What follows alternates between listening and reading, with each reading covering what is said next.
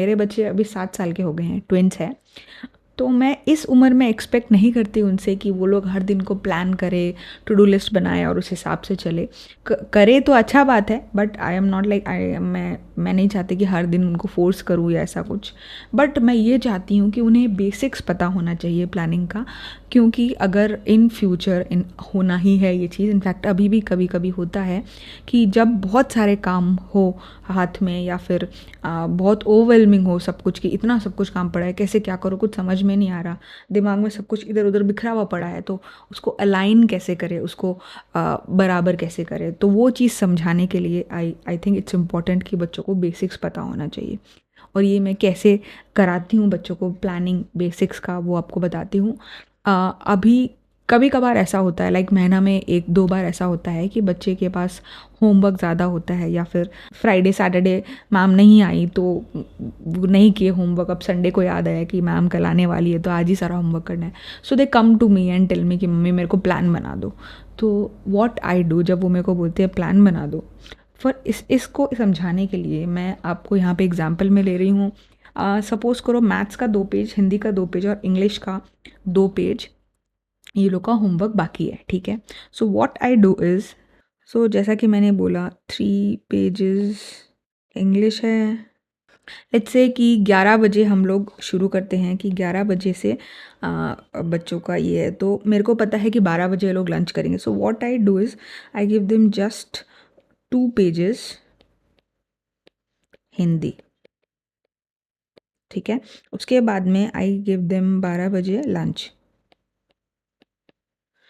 After lunch, क्योंकि एक बार brain fresh हो गया है, so at 12:30 I give them 1 page जो हिंदी का बाकी था वो वाला, ठीक है। और 12:30 से आई थिंक मैं 1 बजे तक, इतना टाइम लगेगा नहीं, फिर भी एक्स्ट्रा टाइम बच्चों को देना पड़ता है, क्योंकि बच्चे लोग ऐसा नहीं है कि जो टाइम दिया है उस पर ही सब कुछ वैसा वैसा कंप्लीट करते चला जाए, ठीक है। इसलिए बच्चों को थोड़ा सा एक्स्ट्रा टाइम देना पड़ता है। तो 1 बजे में जब हम आते हैं तब मैं उनको देती हूँ गेम्स। मेरे मोबाइल पे 3-4 ऐसा गेम्स है, ये लोग को बेन 10 और बैटमैन पसंद है, तो उसके हिसाब से कुछ गेम्स है। और गेम्स में I give like 3 games each, ऐसा, या 3 या 4 जो भी है, ऐसा करके आई गिव देम समथिंग कि इतना गेम तुम लोग खेल सकते हो।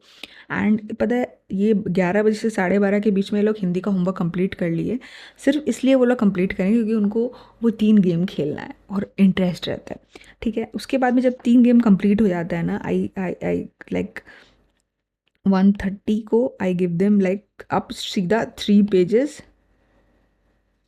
इंग्लिश में भी। सॉरी आज हैंड राइटिंग बहुत करना चाह रहा है, इस पोजीशन में बैठी हूँ शायद इसलिए। एनीवे, सो इंग्लिश करना है, ठीक है, 3 pages. After finishing this like 2:30 तक का टाइम दिया, आई give them 5 rounds of scooty. घर में जो स्कूटर चलाते हैं ना वो वाला, उसमें 5 राउंड ईच चलाएंगे, ठीक है। And after that like I give them another snack break और समथिंग सेम टाइम पे आफ्टर स्नैक।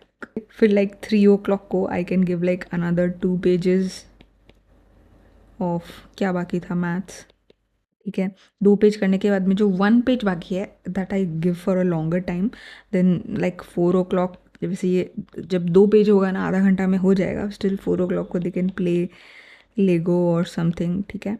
एंड उसके बाद में एट 4:30 या फिर 5 एक लास्ट पेज करना है, ठीक है। तो इन सब चीज़ों से क्या होता है बताऊँ मैं आपको। यहाँ पे मेन चीज़, बच्चों को ये लिस्ट बना के दिया ना, उसमें उसको इसमें उनको क्या नज़र आता है बताऊँ। उनको नज़र आता है ये वाला चीज़ कि हमें 3 गेम्स खेलने को मिलेंगे इतना बजे। तो क्योंकि दोनों भाई है तो एक दूसरे को मोटिवेट करते हैं कि जल्दी से फिनिश कर लो, फिनिश करने से ही मम्मा गेम्स खेलने देगी। तो उस चक्कर में ये चीज़ हो जाता है। It's like a small rewards to our selves if you finish this much task.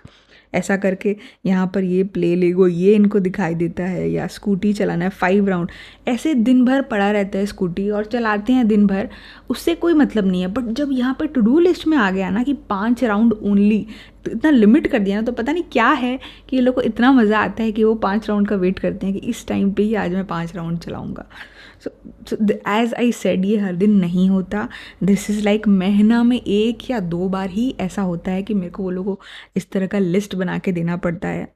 और देन दे उस लिस्ट को वो लोग फॉलो करते हैं एंड इट रियली हेल्प्स.